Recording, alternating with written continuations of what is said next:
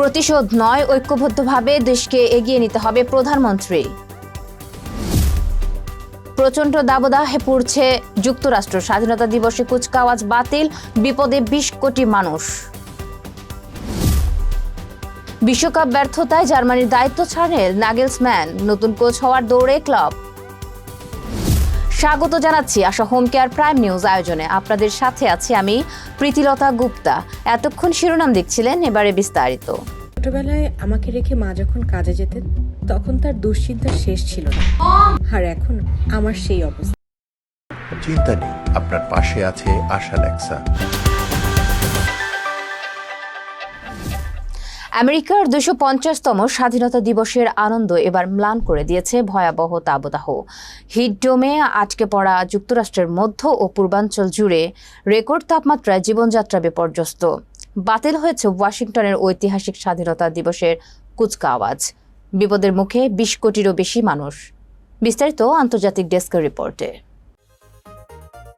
যুক্তরাজ্য জুড়ে ভয়াবহ হিটডোম পরিস্থিতি তৈরি হয়েছে। ১৮ কোটি ৫০ লাখেরও বেশি মানুষ তাপ সতর্কতার আওতায় এসেছেন। কোনো কোনো অঞ্চলে হিট ইন্ডেক্স জীবনঘাতী মাত্রায় পৌঁছেছে। ওয়াশিংটনের ন্যাশনাল মলে প্রেসিডেন্ট ট্রাম্পের আমেরিকার ২৫০তম প্রতিষ্ঠা বার্ষিকীর কেন্দ্রীয় আয়োজন গ্রেট আমেরিকা গ্রেট ফেয়ার তাপমাত্রা ৩৮ ডিগ্রি সেলসিয়াসে পৌঁছানোর পর সাময়িকভাবে বন্ধ করে দেওয়া হয়। এরপর ন্যাশনাল পার্ক সার্ভিস নিরাপত্তার কারণ দেখিয়ে স্বাধীনতা দিবসের ঐতিহাসিক কুচকাওয়াজ সম্পূর্ণ বাতিল ঘোষণা করে। নিউ ইয়র্ক ও বোস্টনে তাপমাত্রা ১০০ ডিগ্রি ফারেনহাইটে ছুঁয়েছে। আর্দ্রতার কারণে অনুভূত তাপমাত্রা আরো অনেক বেশি। আবহাওয়াবিদ ব্রাইস উইলিয়ামস বলেছেন, দক্ষিণ নিউ ইংল্যান্ডের যে কোনো স্থানে শুক্র থেকে শনিবার পর্যন্ত বিপজ্জনক তাপমাত্রা বিরাজ করবে। ফিলাডেলফিয়ায় বৃহস্পতিবার তাপমাত্রা ৩৯ ডিগ্রি সেলসিয়াসে ছুঁয়েছে, যা ১৯০১ সালের পর সর্বোচ্চ। সেখানে বাতিল হয়েছে ঐতিহ্যবাহী salute to independence parade. New Jersey ও নিউ ইয়র্কের একাধিক শহরেও কুচকাওয়াজ ও আতশবাজি প্রদর্শনী বাতিল করা হয়েছে। বোস্টনে বোস্টন পপস ফায়ারওয়ার্কস স্পেকটাকুলার এ প্রবেশের সময় দুপুর থেকে বিকাল ৪টায় পিছিয়ে দেওয়া হয়েছে। ফিলাডেলফিয়ায় সকালের কুচকাওয়াজের রুট ছোট করা এবং বিকালের অল আমেরিকা ব্লক পার্টি বাতিল করা হয়েছে। আবহাওয়াবিদরা জানাচ্ছেন, এই হিটডোম আগামী কয়েকদিন আরো স্থায়ী হতে পারে। রাতেও তাপমাত্রা ৭৫ থেকে ৮০ ডিগ্রি ফারেনহাইটের নিচে নামছে না, ফলে কোটি কোটি মানুষ রাতেও স্বস্তি পাচ্ছেন না। জলবায়ু বিশেষজ্ঞরা বলছেন, জলবায়ু পরিবর্তনের কারণেই এই ধরনের ভয়াবহ দাবদাহ এখন আমেরিকায় নিয়মিত ঘটনায় পরিণত হচ্ছে। ATV USA news desk. Pakistani হাসপাতাল থেকে গর্ভফুল সংগ্রহ করে বিদেশে পাচারের এক আন্তর্জাতিক চক্র উন্মোচন করেছে দেশটির ফেডারেল ইনভেস্টিগেশন এজেন্সি বা এফআইএ। বয়সবিরোধী ইনজেকশন তৈরির জন্য এই পাচার হতো বলে জানিয়েছে সংস্থাটি। বিস্তারিত ডেস্ক রিপোর্টে। গত সপ্তাহে ইসলামাবাদে একটি অবৈধ প্রক্রিয়াকরণ কেন্দ্রে অভিযান চালিয়ে ৫০০ কেজি গর্ভফুল উদ্ধার করে এফআইএ। এ সময় ৫ জনকে গ্রেপ্তার করা হয়। এফআইএ জানিয়েছে, চক্রটি প্রতি মাসে ইসলামাবাদ ও রাওয়ালপিন্ডির বিভিন্ন হাসপাতাল থেকে প্রায় ২০০ কেজি গর্ভফুল কিনত। এরপর সেগুলো শুকিয়ে প্রক্রিয়াজাত করে বিদেশে পাঠানো হতো। পাকিস্তানের মানব অঙ্গ প্রতিস্থাপন কর্তৃপক্ষের কর্মকর্তা হিনা কানোয়াল জানান, সন্দেহভাজনরা প্রতি পিস গর্ভফুল কিনত প্রায় ৮০০ রুপিতে। বিদেশে সেই গর্ভফুল থেকে তৈরি প্রতিটি বয়স বিরোধী ইনজেকশনের দাম হতো ৭ লাখ রুপি পর্যন্ত। বুধবার ইসলামাবাদ বিমানবন্দরে ভিয়েতনামগামী একটি চালানে ১০০ কেজি গর্ভফুল আটক করা হয়। ছবিতে দেখা গেছে, একটি বাড়িকে প্রক্রিয়াকরণ কেন্দ্রে রূপান্তরিত করে ট্রলি কার্টে শুকনো গর্ভফুল সাজিয়ে রাখা হয়েছে। শুরুতে গ্রেপ্তাররা দাবি করেছিল এগুলো ভেড়ার গর্ভফুল, তবে জিজ্ঞাসাবাদে তারা স্বীকার করে নেয় যে এগুলো মানুষের গর্ভফুল। এফআইএ জানিয়েছে, চক্রটির কার্যক্রম রাজধানী ছাড়িয়ে লাহোর, পেশোয়ার ও রাওয়ালপিন্ডিতেও বিস্তৃত। ইমিগ্রেশন কর্মকর্তা, বর্জ্য ব্যবস্থাপনা কোম্পানি ও হাসপাতালের সম্ভাব্য সংশ্লিষ্টতাও খতিয়ে দেখা হচ্ছে। পাকিস্তানের একজন স্ত্রীরোগ বিশেষজ্ঞ জানান, গর্ভফুলকে অত্যন্ত সংক্রামক চিকিৎসা বর্জ্য হিসেবে বিবেচনা করা হয় এবং এর নিষ্পত্তিতে কঠোর বিধিমালা রয়েছে। সন্তান প্রসবের পর সাধারণত এটি ক্লিনিক্যাল বর্জ্য হিসেবে ফেলে দেওয়া হয়। পাকিস্তানে বাণিজ্যিক উদ্দেশ্যে মানব অঙ্গ সংগ্রহের দায়ে সর্বোচ্চ 10 বছরের কারাদণ্ড ও 10 লাখ রুপি জরিমানার বিধান রয়েছে। ATV USA news desk. সংস্কৃত অধিকারের লড়াইয়ে আরও একবার বড়সড় ঝাঁকুনি দিল মার্কিন সুপ্রিম কোর্ট। মঙ্গলবার এক ঐতিহাসিক রায়ের শীর্ষ আদালত জানিয়েছে, সরকারি অনুদানপ্রাপ্ত স্কুল ও কলেজগুলোতে রূপান্তরকামী ক্রীড়া প্রতিযোগিতায় অংশ নেওয়া নিষিদ্ধ করার পূর্ণ অধিকার রাজ্যগুলোর রয়েছে। আদালতের এই রায় আমেরিকার রাজনৈতিক ও সামাজিক অঙ্গনে নতুন করে তীব্র বিতর্কের জন্ম দিয়েছে। এদিকে যখন একে নারী ক্রীড়াবিদদের সুরক্ষা কবচ হিসেবে দেখা হচ্ছে, অন্যদিকে একে রূপান্তরকামী তরুণদের অধিকারের ওপর বড় আঘাত হিসেবে বর্ণনা করছেন মানবাধিকার কর্মীরা। বিস্তারিত জানবো সাইম শুভর প্রতিবেদনে। আমেরিকার চলমান সংস্কৃতি যুদ্ধ বা কালচার ওয়ারের হাওয়া এবার সরাসরি লাগলো খেলার মাঠে। এক যুগান্তকারী রায়ে মার্কিন সুপ্রিম কোর্ট জানিয়েছে, সরকারি অর্থায়নে পরিচালিত শিক্ষা প্রতিষ্ঠানে রূপান্তরকামী বা ট্রান্সজেন্ডার মেয়েদের অংশগ্রহণ নিষিদ্ধ করার আইনি অধিকার রাজ্যগুলোর রয়েছে। আদালতের এই সিদ্ধান্ত একদিকে যেমন নারী ক্রীড়াবিদদের সুরক্ষার যুক্তিকে জোরালো করেছে, অন্যদিকে লিন্ডসে বা বেকির মতো হাজারো রূপান্তরকামী তরুণের খেলার স্বপ্নকে এক লহমায় ঠেলে দিয়েছে আইনি অনিশ্চয়তার অন্ধকারে। আদালতের সংখ্যাগরিষ্ঠ অংশের পক্ষে মূল রায়টি লিখেছেন বিচারপতি ব্রেট কাভানো, যিনি নিজের দীর্ঘদিন ধরে মেয়েদের বাস্কেটবল কোচের দায়িত্ব পালন করেছেন। রায়ে বলা হয়েছে, 1972 সালের ঐতিহাসিক টাইটেল 9 আইনটি মূলত শিক্ষা প্রতিষ্ঠানে লিঙ্গভিত্তিক বৈষম্য দূর করতে এবং নারী ও পুরুষদের জন্য পৃথক ক্রীড়া দল গঠনের অধিকার দিতে প্রণয়ন করা হয়েছিল। ফলে রাজ্যগুলো যদি জন্মগত লিঙ্গের ভিত্তিতে ক্রীড়া দল সীমাবদ্ধ রাখতে চায়, তবে তা আইনসম্মত।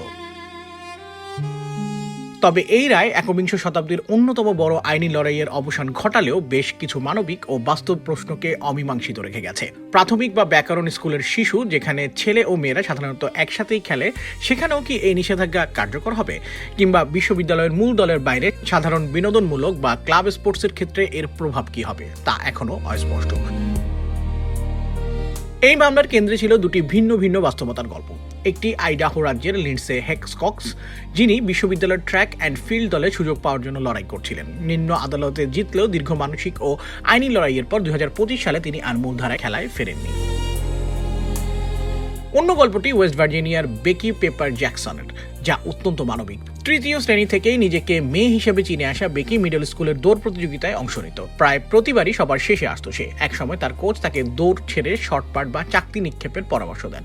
বছরের পর বছর কঠোর পরিশ্রমের পর অষ্টম শ্রেণীতে উঠে বেকি মেডেল জিততে শুরু করে।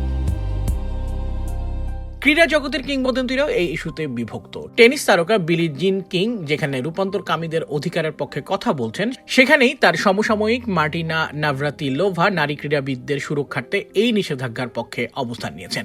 এই রায় আমেরিকার রূপান্তরকামী নাগরিকদের অধিকারের উপর আসা ধারাবাহিক আইনি ধাক্কারই অংশ।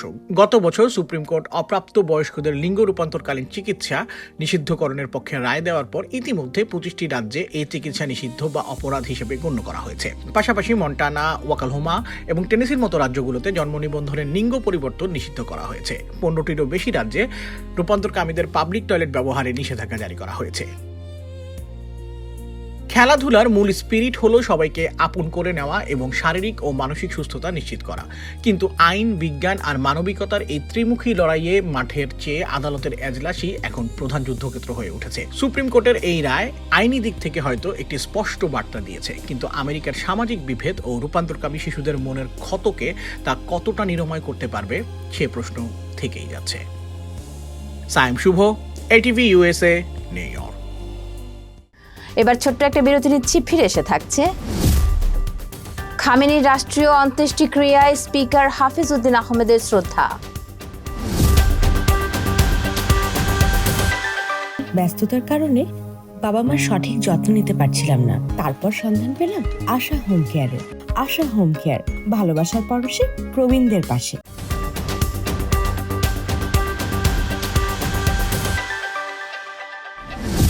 স্বাগত আবারও আশা হোম কেয়ার প্রাইম নিউজ আয়োজনে। প্রধানমন্ত্রী তারেক রহমান বলেছেন, জুলাই অভ্যুত্থান একক কোনো ব্যক্তি কিংবা রাজনৈতিক দলের নয়, এটি দলমত নির্বিশেষে গণতন্ত্রকামী সবার অর্জন। শনিবার দুপুরে রাজধানীর চীন মৈত্রী সম্মেলন কেন্দ্রে জুলাই জাতীয় সম্মেলনে একথা বলেন তিনি। প্রধানমন্ত্রী তারেক রহমান বলেছেন, ৫ আগস্টের অর্জন কোনো একক ব্যক্তি বা রাজনৈতিক দলের নয়, এই অর্জন সবার। প্রতিশোধ নয়, ঐক্যবদ্ধভাবে দেশকে এগিয়ে নিতে হবে। শনিবার ৪ জুলাই দুপুরে রাজধানীর শেরেবাংলা নগরের চীন মৈত্রী সম্মেলন কেন্দ্রে জুলাই আগস্ট গণ অভ্যুত্থানের শোক ও বিজয় বর্ষপূর্তি উপলক্ষে জুলাই জাতীয় সম্মেলন ২০২৬-এ প্রধান অতিথির বক্তব্যে তিনি এসব কথা বলেন। প্রধানমন্ত্রী তারেক রহমান বলেন, আইন অনুযায়ী সব হত্যাকাণ্ডের বিচার হবে। বিচারের নামে যেন অবিচার না হয়, সতর্ক থাকতে হবে। প্রধানমন্ত্রী বলেন, জুলাই অভ্যুত্থানের প্রতিটি আত্মত্যাগের রাষ্ট্রীয়ভাবে মূল্যায়ন করা হবে। তিনি বলেন, যারা হত্যা ও নির্যাতনের জন্য দায়ী তাদের অবশ্যই বিচার করা হবে। দেশে দীর্ঘমেয়াদী জাতীয় ঐক্যের ডাক দিয়ে প্রধানমন্ত্রী বলেন, জাতিকে বিভক্ত করে দেশকে কোনোভাবেই সামনের দিকে এগিয়ে নেওয়া যায় না। দেশের স্বার্থে সবাইকে ঐক্যবদ্ধ থাকতে হবে। উপস্থিত শহীদ পরিবার ও সাধারণ মানুষের উদ্দেশ্যে প্রধানমন্ত্রী বলেন, আজ জুলাই শহীদদের সত্যিকারের সম্মান করতে হলে আমাদের কাজের মাধ্যমে দেশকে এগিয়ে নিয়ে যেতে হবে। ATV USA news desk. জাতীয় সংসদের স্পিকার হাফিজউদ্দিন আহমদ ইরানের রাজধানীর তেহরানের দেশটির প্রয়াত সর্বোচ্চ নেতা আয়াতুল্লাহ আলী খামেনির রাষ্ট্রীয় অন্ত্যেষ্টিক্রিয়ার শ্রদ্ধা জানিয়েছেন। ইমাম খামেনি গ্র্যান্ড মুসল্লায় আয়োজিত ভাবগাম্ভীর্যপূর্ণ এই অনুষ্ঠানে খামেনির বিদেহী আত্মার জন্য দোয়া করেন স্পিকার হাফিজউদ্দিন আহমদ। এর পাশাপাশি স্পিকার ইরানের প্রেসিডেন্ট মাসুদ পেজেশকিয়ান সহ উচ্চপদস্থ নেতৃবৃন্দের সাথে সাক্ষাৎ করে বাংলাদেশ সরকার ও জনগণের পক্ষে শোকসন্তপ্ত ইরানি জাতির প্রতি সহমর্মিতা প্রকাশ করেন ও শোক বার্তা পৌঁছে দেন। পরে স্পিকার হাফিজউদ্দিন আহমদ সেখানে রাখা শোক বইতে স্বাক্ষর করেন। এর আগে স্পিকার ইরানের ইসলামী কনসালটেটিভ অ্যাসেম্বলির স্পিকার মোহাম্মদ বাঘের গালিবাফের সাথে এক দ্বিপাক্ষিক বৈঠক করেন। বাংলাদেশ দ্রুত গতিতে $1 ট্রিলিয়ন অর্থনীতির দিকে এগিয়ে যাচ্ছে বলে মন্তব্য করেছেন অর্থমন্ত্রী আমির খসরু মাহমুদ চৌধুরী। শনিবার চট্টগ্রামে এক অনুষ্ঠানে তিনি এই মন্তব্য করেন। অর্থমন্ত্রী বলেন, বর্তমানে দেশি বিদেশি বিনিয়োগ যেভাবে আকৃষ্ট করা হচ্ছে তাতে বাংলাদেশ খুব শিগগিরই $1 ট্রিলিয়ন অর্থনীতিতে পরিণত হওয়ার লক্ষ্য অর্জন করবে। চট্টগ্রামের অর্থনৈতিক গুরুত্ব তুলে ধরে বিএনপির এই জ্যেষ্ঠ নেতা বলেন, চট্টগ্রামের সম্ভাবনার খাত অনেক বেশি। এই বাণিজ্যিক নগরী আগামী দিনে দেশের অর্থনীতির অন্যতম প্রধান লজিস্টিক হাব হিসেবে গড়ে উঠবে। এবারের বাজেটও চট্টগ্রামকে অর্থনৈতিক লজিস্টিক হাব করার সেই সম্ভাবনার প্রতিফলন ঘটেছে। অর্থমন্ত্রী আরও জানান, চট্টগ্রামের আনোয়ারায় প্রায় 600 একর জমিতে একটি বিশাল ফ্রি ট্রেড জোন স্থাপনের পরিকল্পনা রয়েছে সরকারের, যা দেশের বাণিজ্য ও বিনিয়োগকে আরও গতিশীল করবে। দেশের 64টি জেলার মধ্যে বর্তমানে 49টিতে রেল সংযোগ রয়েছে। পর্যায়ক্রমে সব জেলাকে রেল নেটওয়ার্কের আওতায় আনার লক্ষ্য নিয়ে সরকার কাজ করছে বলে জানিয়েছেন সড়ক পরিবহন ও সেতু মন্ত্রণালয় এবং রেলপথ প্রতিমন্ত্রী Habibur Rashid MP. Netrokona rail station পরিদর্শনকালে সাংবাদিকদের সঙ্গে আলাপকালে তিনি কথা বলেন। এর আগে তিনি জেলার মোহনগঞ্জ ও বারহাট্টা রেল স্টেশন পরিদর্শন করেন। নেত্রকোনায় সরকারি সফরের অংশ হিসেবে প্রতিমন্ত্রী মদন উপজেলার উচিতপুর ট্রলার ঘাটে পথসভা ও মাছের পোনা অবমুক্তকরণ কর্মসূচিতে অংশ নেন। পরে খালিয়াজুড়ি উপজেলার রোয়াইল নাওয়াটানা সংযোগস্থল, বাজোয়াইল কীর্তনখোলা ফিশারি এবং মোহনগঞ্জ উপজেলার বরান্তর চিরাডুবি হাওর মাছের পোনা অবমুক্তকরণ কর্মসূচিতে অংশগ্রহণ করেন। সফরে তার সঙ্গে ছিলেন মৎস্য ও প্রাণী সম্পদ প্রতিমন্ত্রী সুলতান সালাউদ্দিন টুকু এবং সাবেক স্বরাষ্ট্র প্রতিমন্ত্রী ও নেত্রকোনা 3 আসনের সংসদ সদস্য লুৎফুজ্জামান বাবর। মধ্যপ্রাচ্যে চলমান বৈশ্বিক উত্তেজনার মধ্যে জ্বালানির মজুদ সক্ষমতা বাড়াতে আরও 5 লাখ মেট্রিক টন জ্বালানি তেল কিনছে সরকার। দেশের অর্থনৈতিক ও বাণিজ্যিক কর্মকাণ্ড সচল রাখা এবং জ্বালানি খাতে অভ্যন্তরীণ চাহিদা মেটাতে উদ্যোগ নেওয়া হয়েছে। নতুন সিদ্ধান্ত অনুযায়ী দেশের 90 দিনের মজুদ সক্ষমতা বিবেচনায় নিয়ে আরও 4,80,000 মেট্রিক টন জ্বালানি তেল আমদানি করা হচ্ছে। এর মধ্যে 3,90,000 মেট্রিক টন ডিজেল এবং 90,000 মেট্রিক টন জেট ফুয়েল। সিঙ্গাপুরের খ্যাতনামা প্রতিষ্ঠান ইউনিপেইক সিঙ্গাপুর পিটিই লিমিটেড এই জ্বালানি সরবরাহ করবে, যার ব্যয় ধরা হয়েছে 7,672 কোটি 66 লাখ টাকা। জ্বালানি ও খনিজ সম্পদ বিভাগ জানিয়েছে, বাংলাদেশ পেট্রোলিয়াম কর্পোরেশন আন্তর্জাতিক উন্মুক্ত দরপত্র প্রক্রিয়ার মাধ্যমে এই জ্বালানি তেল ক্রয় করছে। সম্প্রতি বিপিসি এ সংক্রান্ত প্রস্তাবে নীতিগত অনুমোদন দিয়েছে সরকারি ক্রয় সংক্রান্ত মন্ত্রিসভা কমিটি। আবারও একটা বিরতি নিচ্ছি, ফিরে এসে থাকছে। ঐতিহাসিক জয় ফিলিস্তিনকে উৎসর্গ করল মিশর, গাজায় আনন্দের ঢেউ।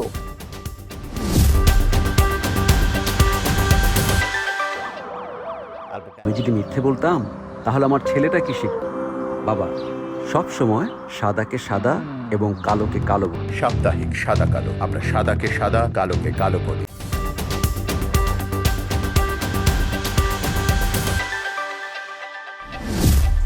ফিরে এলাম আশা হোম কেয়ার প্রাইম নিউজে। এবার খেলার খবর। বিশ্বকাপের নকআউট পর্বে প্রথমবারের মতো জয়ের স্বাদ পেয়েছে মিশর।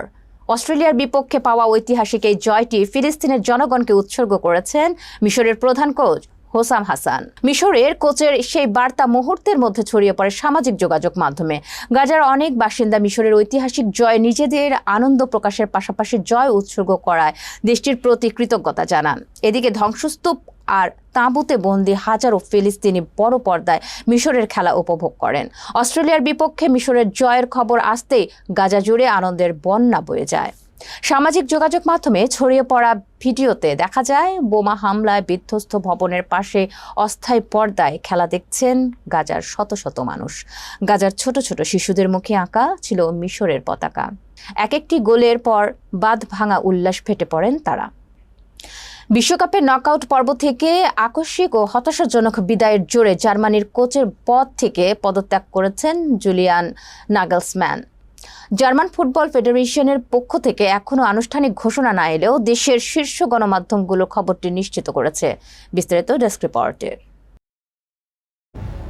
জার্মান ফুটবলে আবারও বড় ধাক্কা। গত 29 জুন বোস্টনে অনুষ্ঠিত শেষ 32-এর ম্যাচে প্যারাগুয়ের কাছে ট্রাইব্রেকারে 4-3 গোলে হেরে বিশ্বকাপ থেকে বিদায় নেয় চারবারের বিশ্ব চ্যাম্পিয়নরা। এই ভরাডুবি ও টানা 3 বিশ্বকাপের ব্যর্থতা কোনোভাবেই মেনে নিতে পারছেন না দেশটির সমর্থক ও ফুটবল ফেডারেশন। সূত্রের বরাতে জার্মান সংবাদ মাধ্যম বিল্ড ও স্কাই জার্মানি জানিয়েছে, বৃহস্পতিবার ফ্র্যাঙ্কফুর্টের ডিএফবির সদর দপ্তরে প্রায় 3 ঘন্টার একটি গোপন বৈঠক অনুষ্ঠিত হয়। জার্মান ফুটবল ফেডারেশনের অনুরোধের পর সেই বৈঠকেই পদত্যাগের চূড়ান্ত সিদ্ধান্ত নেন নাগলসম্যান। 2023 সালে জার্মানির কোচ হিসেবে দায়িত্ব নিয়েছিলেন নাগলসম্যান। তার সাথে জার্মানির 2028 সাল পর্যন্ত চুক্তি ছিল, কিন্তু বিশ্বকাপ ব্যর্থতায় চুক্তির মেয়াদ 2 বছর বাকি থাকতেই পদ ছাড়তে বাধ্য হলেন 4 দশকের মধ্যে নকআউট পর্বের সবচেয়ে কম বয়সী এই মাস্টারমাইন্ড। যদিও প্যারাগুয়ের বিপক্ষে হারের পর নাগলসম্যান স্পষ্ট জানিয়েছিলেন শুধুমাত্র বিশ্বকাপ থেকে বিদায় নেওয়ার কারণেই পদত্যাগ করার মানুষ তিনি নন। তবে শেষ পর্যন্ত ফুটবল ফেডারেশন বা ডিএফবির অভ্যন্তরীণ চাপের মুখে নতি স্বীকার করতেই হলো তাকে। নাগলসম্যানের বিদায়ের পর এখন ফুটবল বিশ্বে বড় প্রশ্ন, কে হচ্ছেন জার্মানির পরবর্তী ডাইরেক্টর অফ ফুটবল বা প্রধান কোচ। জোর গুঞ্জন চলছে এই দৌড়ে সবার চেয়ে এগিয়ে আছেন লিভারপুলের সাবেক সফল কোচ ইউর্গেন ক্লপ। বর্তমানে অস্ট্রিয়ার ক্লাব রেড বুলের গ্লোবাল হেড অফ ফুটবল হিসেবে দায়িত্ব পালন করছেন ক্লপ। তিনি খোদ জার্মান ফুটবল ফেডারেশনেও পছন্দের তালিকায় শীর্ষে রয়েছেন। বিশ্লেষকেরা বলছেন জার্মানির হারানো গৌরব ফেরাতে ক্লপের চেয়ে যোগ্য এই মুহূর্তে কেউ নেই। ATV USA sports desk. শেষ করার আগে থাকছে বিনোদনের খবর। আর মাত্র কয়েক ঘন্টার অপেক্ষা, আগামীকাল 5 জুলাই দীর্ঘদিনের সঙ্গী গৌরী স্প্র্যাটকে বিয়ে করতে চলেছেন বলিউডের মিস্টার পারফেকশনিস্ট আমির খান। জাঁকজমক নয়, একেবারেই ঘরোয়া পরিবেশে জীবনের নতুন অধ্যায় শুরু করতে চাইছেন এই দম্পতি। বিস্তারিত ডেস্ক রিপোর্টে। ভারতীয় গণমাধ্যমের তথ্য অনুযায়ী বিয়ের অনুষ্ঠানে উপস্থিত থাকবেন মাত্র 100 থেকে 150 জন অতিথি।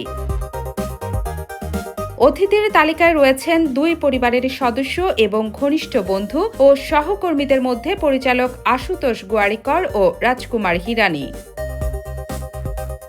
আমির ও গৌরী নিজেরাই অতিথির তালিকা থেকে শুরু করে মধ্যাহ্নভোজের মেনু সবকিছু ঠিক করেছেন। মেনুতে রাখা হয়েছে দুজনের পছন্দের খাবার এবং প্রস্তুতি তদারকিও করছেন তারা নিজেরাই। বৃহস্পতিবার সাংবাদিকদের সামনে আমির বলেন, দিনটি আমাদের জন্য খুবই বিশেষ। 2 পরিবারের সদস্য এবং কয়েকজন ঘনিষ্ঠ বন্ধু উপস্থিত থাকবেন। সবাই আমাদের জন্য দোয়া করবেন যেন আমরা সুখে থাকতে পারি। উল্লেখ্য, এটি আমিরের 3য় বিয়ে। প্রথম স্ত্রী রীনা দত্তের সঙ্গে তার 2 সন্তান জুনায়েদ ও ইরা খান। 2005 সালে চলচ্চিত্র নির্মাতা কিরণ রাওকে বিয়ে করেন তিনি। 2021 সালে বিচ্ছেদের পরও দুজনের বন্ধুত্বপূর্ণ সম্পর্ক বজায় রয়েছে এবং একসঙ্গে লালন পালন করছেন তাদের পুত্র আজাদ রাও খানকে। এটিভি ইউএসএ বিনোদন ডেস্ক। বরবাদের অভূতপূর্ব সাফল্যের পর আবারও একসঙ্গে কাজ করতে যাচ্ছেন ঢালিউডের শীর্ষ তারকা শাকিব খান ও পরিচালক মেহেদী হাসান হৃদয়। নতুন এক বড় বাজেটের অ্যাকশন থ্রিলার সিনেমায় আজ আনুষ্ঠানিকভাবে চুক্তিবদ্ধ হয়েছেন শাকিব। বিস্তারিত ডেস্ক রিপোর্টে। প্রযোজনা প্রতিষ্ঠান রিয়েল এনার্জি বিষয়টি নিশ্চিত করেছে, তবে নতুন সিনেমার নাম বা গল্পের বিষয়ে এখনো কিছু জানানো হয়নি। শিগগিরই আনুষ্ঠানিক ঘোষণা আসবে বলে জানিয়েছে প্রতিষ্ঠানটি। পরিচালক হৃদয় বলেছেন, আজ আনুষ্ঠানিকভাবে শাকিব খানকে চূড়ান্ত করা হয়েছে। আমরা আবারও তাকে সম্পূর্ণ নতুনভাবে দর্শকদের সামনে উপস্থাপন করতে চাই। সংশ্লিষ্টরা জানিয়েছেন, বরবাদের মতো এবারও নির্মাণ, অ্যাকশন ও উপস্থাপনায় থাকবে ভিন্ন মাত্রার চমক। আন্তর্জাতিক মানের একটি বাণিজ্যিক সিনেমা নির্মাণের লক্ষ্য নিয়েই কাজ শুরু করছে পুরো টিম। জানা গেছে, সিনেমাটি 2027 সালের ঈদ উল ফিতরকে সামনে রেখে নির্মাণের পরিকল্পনা করা হচ্ছে, যদিও মুক্তির তারিখ এখনো আনুষ্ঠানিকভাবে ঘোষণা করা হয়নি। উল্লেখ্য, গত বছর মুক্তিপ্রাপ্ত বরবাদ দেশীয় চলচ্চিত্রে অন্যতম ব্যবসা সফল সিনেমা হিসেবে স্বীকৃতি পেয়েছে। শাকিব খানের তীব্র অ্যাকশন ও হৃদয়ের নির্মাণ শৈলীর প্রশংসায় পঞ্চমুখ ছিলেন দর্শক সমালোচক উভয়ই। সেই সাফল্যের পর নতুন এই প্রজেক্টকে ঘিরে দর্শকদের প্রত্যাশা ইতিমধ্যেই তুঙ্গে। ATV USA entertainment desk.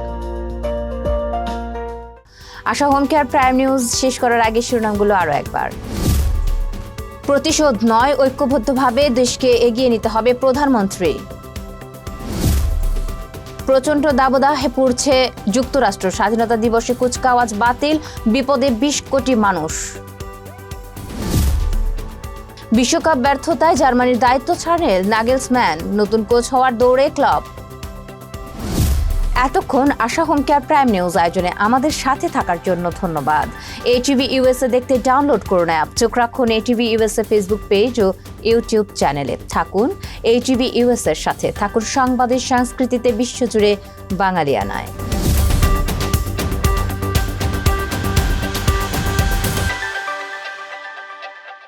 ATV USA, বিশ্বজুড়ে বাঙালিয়ানা।